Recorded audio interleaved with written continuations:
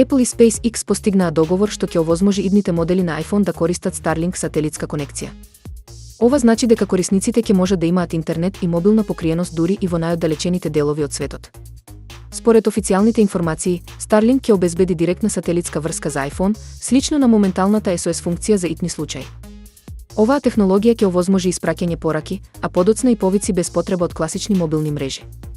Apple очекува оваа иновација да биде револуционерна за корисниците кои патуваат или работат во региони со слаба или никаква мрежна покриеност.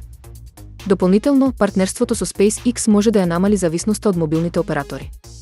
Деталите за цените и достапноста се уште не се објавени, но аналитичарите предвидуваат дека оваа функција ќе биде дел од идните модели на iPhone, можеби веќе со iPhone 16. Научници развија роботска рака која со прецизност и контрола успеа да скрши јајце без да го здроби, што е значаен напредок во роботиката.